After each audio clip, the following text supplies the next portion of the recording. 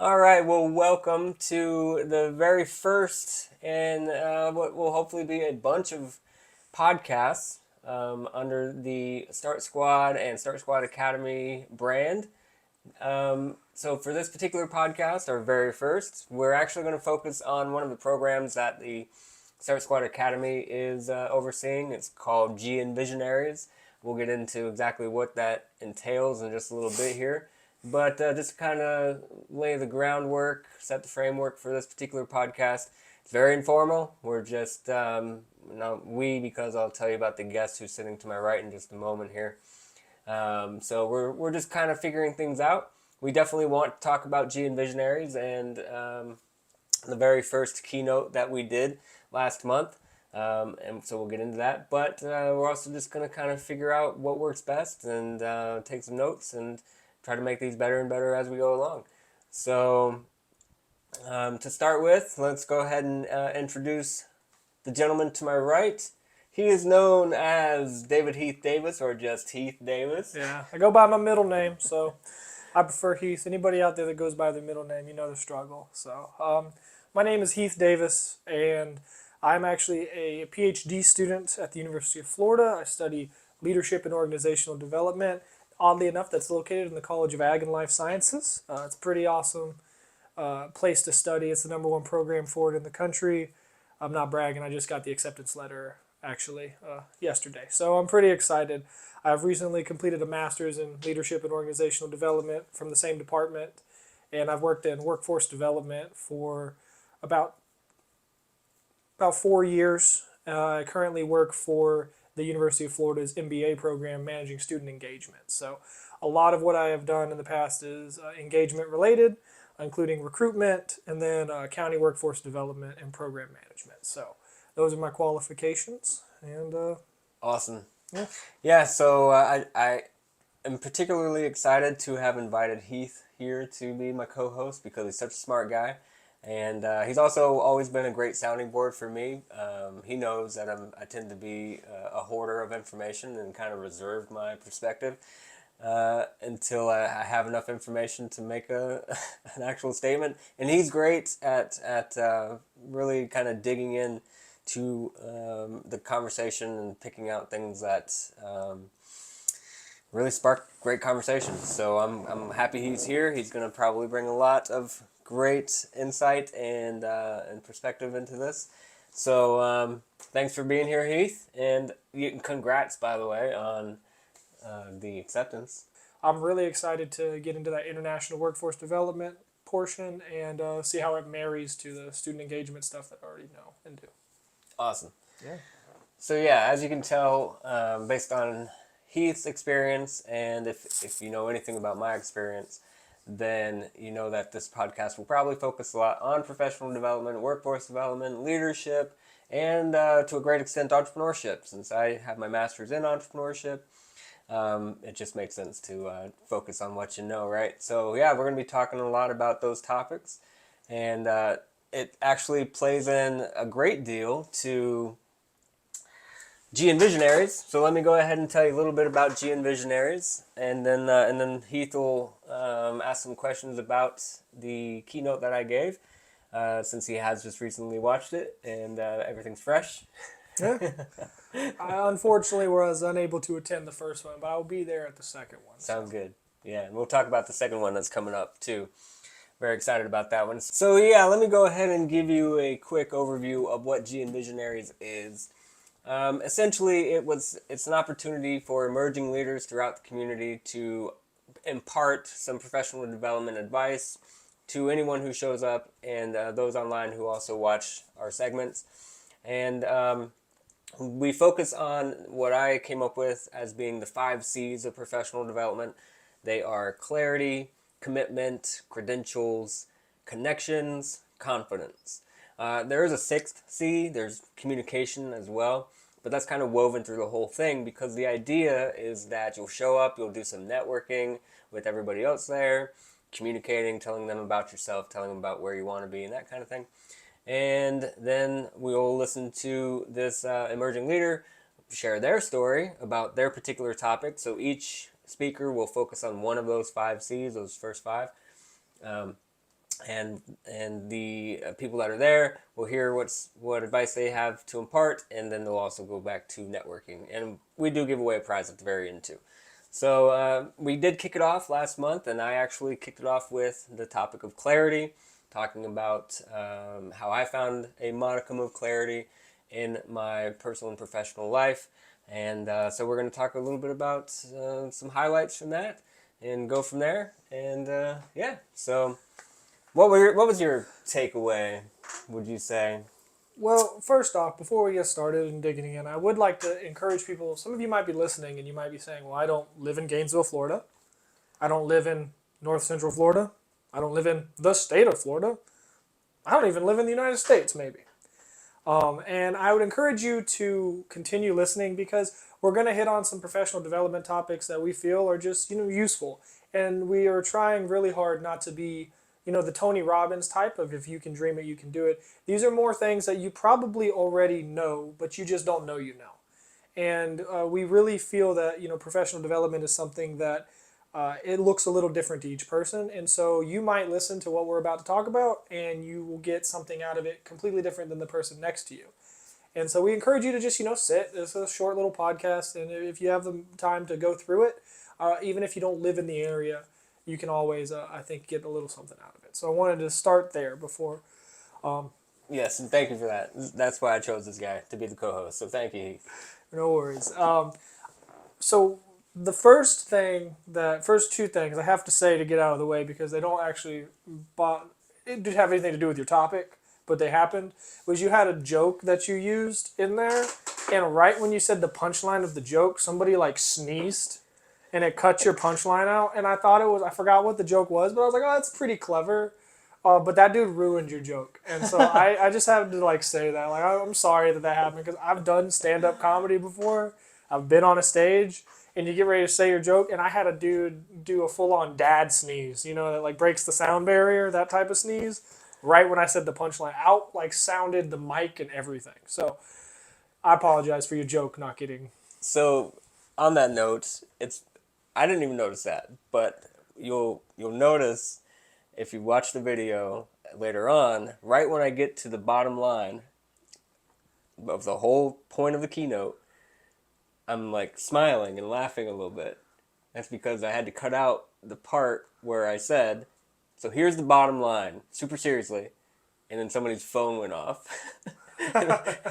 And we had to wait 20, 30 seconds for them to figure it out, which is fine. It's okay. I know who it was. Accidents happen. But we had to cut that out, and I'm still laughing as I'm about to give the bottom line, the point of the whole thing. Okay. So yeah, I understand. So there's that. And then number two, you mentioned your affinity for the Ninja Turtles. Several times. Yeah. Several times. And I would like to point out that the Power Rangers are better than the Ninja Turtles.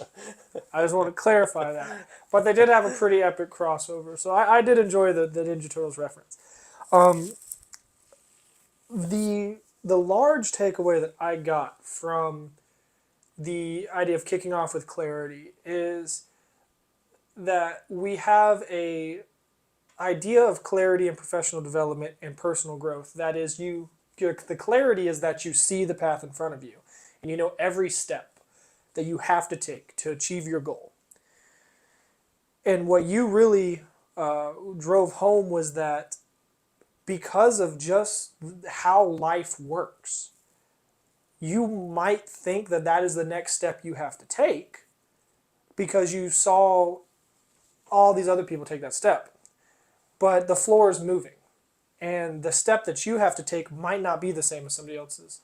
And I really connected with that because my sister and I have the same educational background. She is so successful, more successful than me professionally and everything. And I used to joke that I have to go get a PhD just to compete with her. And now I guess I'm doing it. But she is an inspiration to me. She's amazingly professional. But her path to where she is was completely different than mine, even though we had the same undergraduate and same graduate degree, same professors even for most of them. So there's an 8-year difference, but 10 years tenure at a university. So it is very good to note that clarity does not mean, at least according to what you're saying in the presentation, clarity does not mean you see the step that you have to take. but that you are aware of your surroundings and that you understand that that step may be different. You talk about being in a pitch black room where you can't see and your arms are out in front of you and you're trying to navigate. And that as long as you're not touching a wall in front of you, you're moving forward. And therefore you are progressing and growing. Right. And I think that was a big point. I hope it wasn't lost on the audience what you're getting at. Understanding that your personal progress compared to yourself is way more important than your personal progress compared to anybody else. And that's a lot of what I got from what you talked about in the keynote. Awesome. Well, that's very rewarding to hear that you basically got the point. That means I was doing something right. Great. And yeah, you encapsulated it perfectly. I will say that I was a bit humbled afterwards because there was actually somebody with a master's in philosophy in the audience. And I had to ask him, like, did I get everything right? Was I correct about Plato or something? He's like, yeah, absolutely. So he didn't have to correct me, but he did clarify, like, Plato, the forms that he believed in, he believed were truly built on mathematics. So he was a huge mathematician, which I mean, I knew that he studied under Pythagoras and definitely loved math, but not to the extent that he was saying. So that was interesting to learn. Isn't there a theory that Plato is actually Aristotle? No. Or how does that work? There's a famous theory that essentially people started accepting. I forgot what philosopher was accepting their teachings, and he wanted something to compete, and so he started writing counterpoints. No, the theory is that Socrates didn't actually exist. That Socrates. Plato made him up, and there's various theories about why, and actually, there's theories that he made up pretty much everyone that he said things in order to.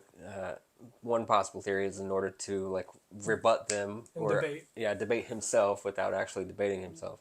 We know that's not true because in Bill and Ted's Excellent Adventure, they actually go back in time and bring Socrates to the future. So we know Socrates was actually real. You're right, yeah. Or as Billy the Kid pronounced, Socrates was his name. Socrates, wasn't it? Socrates. Socrates. But if you haven't seen Bill and Ted's Excellent Adventure, highly recommended. As you can tell, we have many layers here. The school start. We don't even have a name for this yet, and I was telling Heath that we were probably going to go with squadcasting. However, I found out that there's actually a platform called Squadcast, squadcast.com, and they very likely have a trademark, or we're working on getting a trademark or patent for squadcasting. So we probably can't use that one. But anyway, on the Start Squad podcast, we definitely clearly have layers. Heath is a weightlifter, comedian. He's also a musician. We'll get into that at some point, I'm sure. But yeah, and he definitely has Interesting background. Similar interests as far as the Ninja Turtles and Power Rangers and all of that. One thing I did want to ask about the when you got into the philosophical mode of it, as when I start. It's not when I start to like lose it, like you know what I mean, lose focus on it.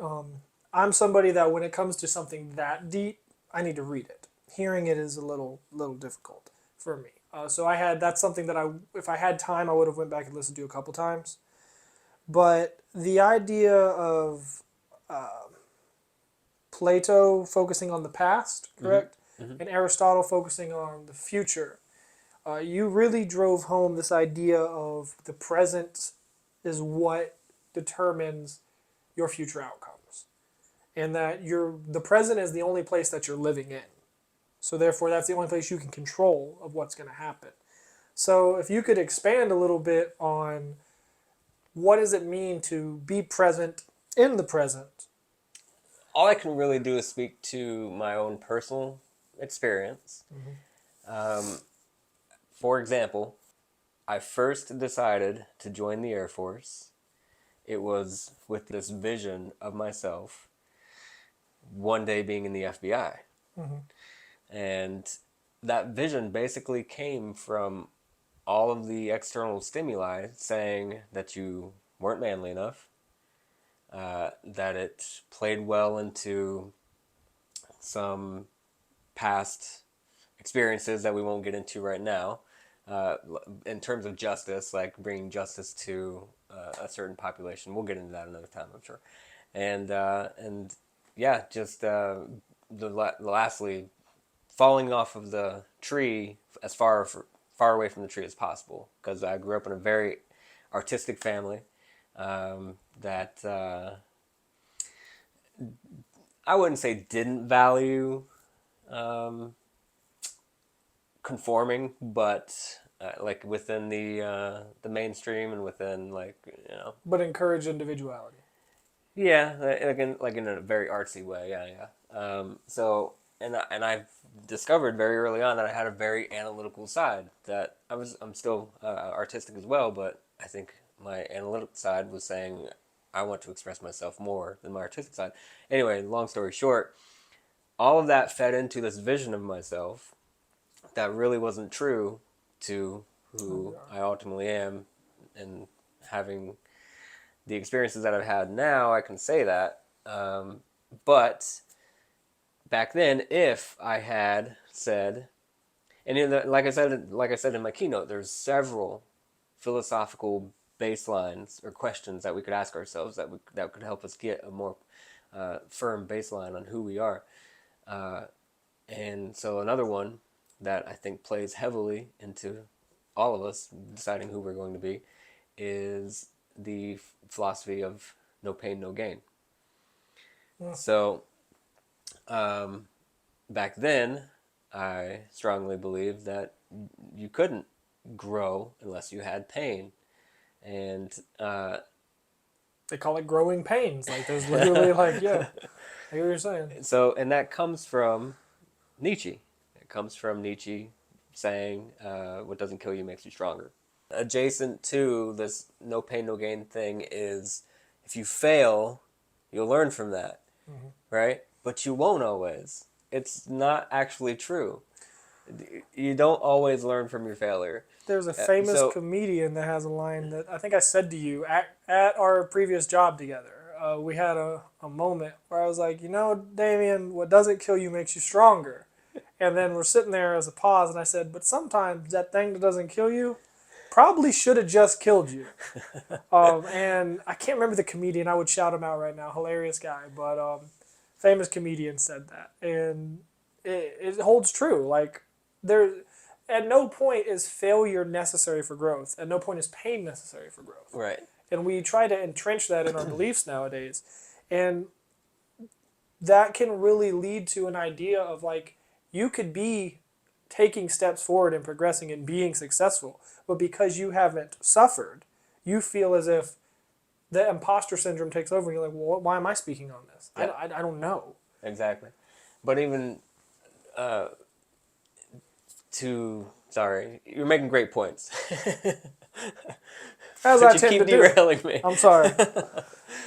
The reason why I bring that up is because I think we can learn from the mistakes of our ancestors, and that's what I wasn't doing in the present. I had a great friend named, I don't want to say his last name, Daniel. He was basically a mentor to me, in my late teens and early 20s, before I even had any sort of idea what I wanted to do with my life. But one thing he was adamant about was pacifism. He was a pacifist, but I never really thought about what that would mean for me if I became a pacifist, because I was so entrenched in the idea of you got to fight for what you want, you got to be more manly, all these other things. But if I said, you know what, I can learn from other people's experiences, I can figure out who I am based on what's directly in front of me, not all these ideas of what I thought people thought of me. So it was this echo chamber that wasn't really actually allowing me to be in the present. So anyway, yeah. Does that answer your question? It does. I think it's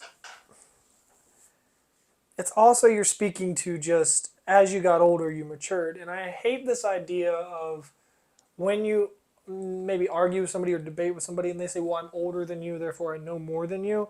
The thing I always go to is like, well, look, there's a lot of people older than me that are in prison that didn't know more than me. Right. So just because you're older, and that's the other thing. A lot of wrongly convicted people. I'm going to put that out there too.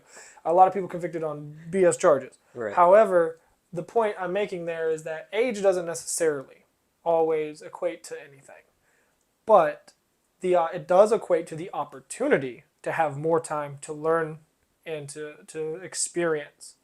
You do have the opportunity. What you do with that is completely on you. Yeah.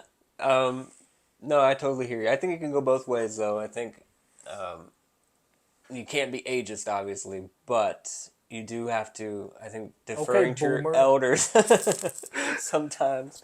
I mean, just in the sense of, taking a moment to analyze the situation, not necessarily like just 100% defer to them, but definitely lean on them and their experience. You talking about not being ageist.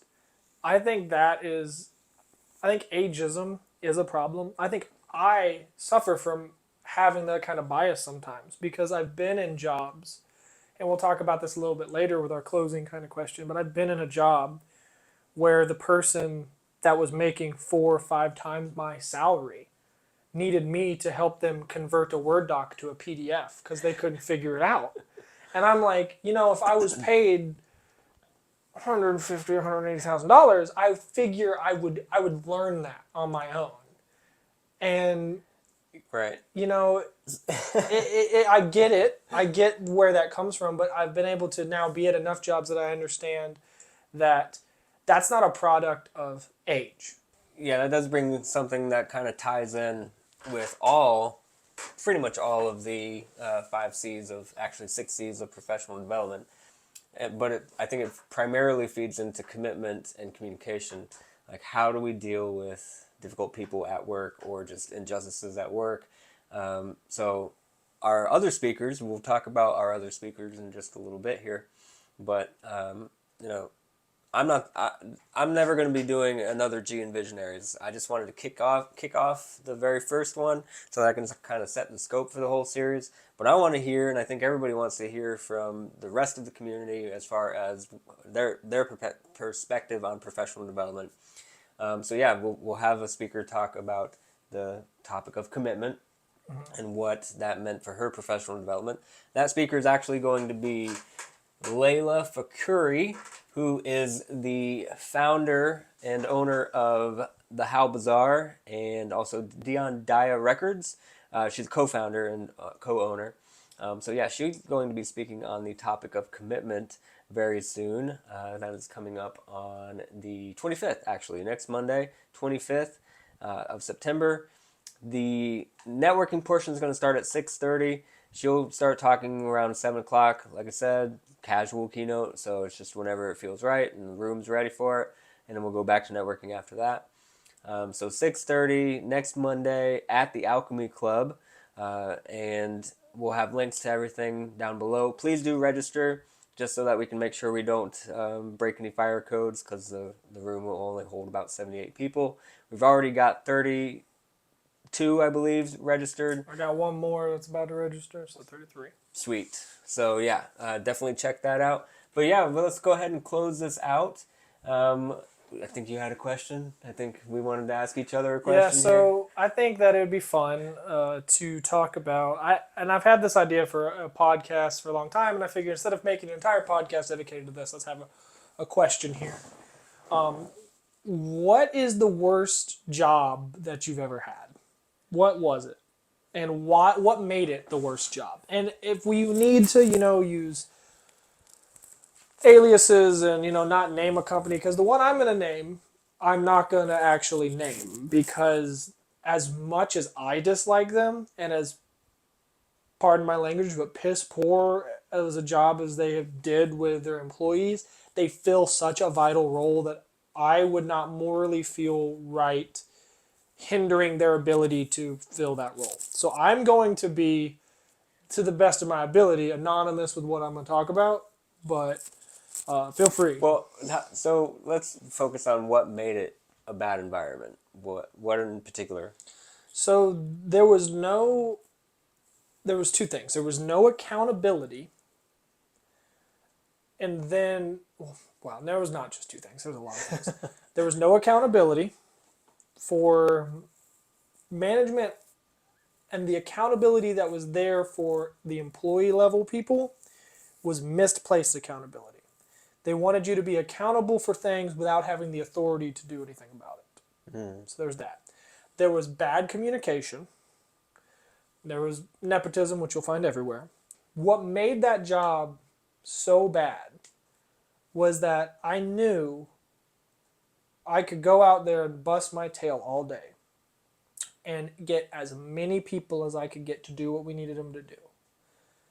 And if it wasn't a specific number, it didn't matter. So, in a nutshell, it sounds like it was a toxic environment. And that's something that we could probably talk about on this podcast from time to time, is what a toxic environment really looks like and how to deal with it.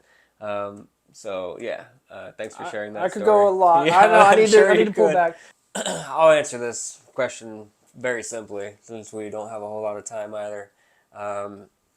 You would think that the Air Force was my worst job ever, considering I had a crisis of conscience and was stuck in my last duty station for over a year and a half, trying to get out. Basically, I got denied, having to go in front of generals and plead my case and all this kind of stuff. You would think that would be the worst, but no. I mean, that was my own decision, and I did make the most of it, so. Either the worst job ever was actually a temp job back in Sarasota, I think, just after graduating high school. Walking around the local dump, picking up paper that flew off of the main pile. That does sound just like a bad job. But that's a best worst job. It's like one of those jobs that the job sucks. Right. But if you have friends there that work there, when you clock out, you're like, you ain't gonna believe what I had to do today. And like, you get those. You ain't gonna believe what I found on. Exactly.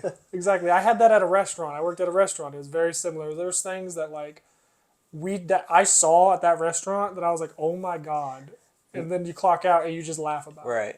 Yeah. No, I didn't have any friends there. It was just one other creepy guy who kept asking me if I would go to his house to do a photo shoot. So no, didn't. Did he want you to shoot his photos, or you him to shoot your photos? No, he wanted to shoot my photos. But what made me actually leave, like I could handle that, but what made me actually leave was I got sick. Like just the fumes of toxicity, like the other kind of toxicity, which is so bad I could not go back. All right, that is going to do it for our inaugural podcast under the Start Squad and the Start Squad Academy brand. Cue the music, closing music. There we go. I want to thank you so much for joining us for this special occasion, our very first podcast. It was a bit choppy, like we said from the start. It was going to be informal, and we're learning as we go here. But thank you for joining us and sticking through. And I do want to thank my co-host, Heath Davis, so much for joining me as well and helping discuss our very first GNVisionaries Casual Keynote, in which I spoke to the topic of clarity as it relates to professional development in both one's personal and professional life. And please do, again, join us for the second in the series, the topic being commitment, and the keynote speaker being Layla Fakuri of the How Bazaar and Dion Daya Records. We're very excited to be hearing from her. September 25th at 6:30 at the Alchemy Club. All right, so again, thank you so much, and we do hope that you have a wonderful rest of your week, and we will be here again. We're going to do this every time we have a keynote speaker at GNVisionaries. We'll recap what they spoke about, basically. So you'll see another podcast with Layla Fakuri coming up too. All right, thank you so much. Take care.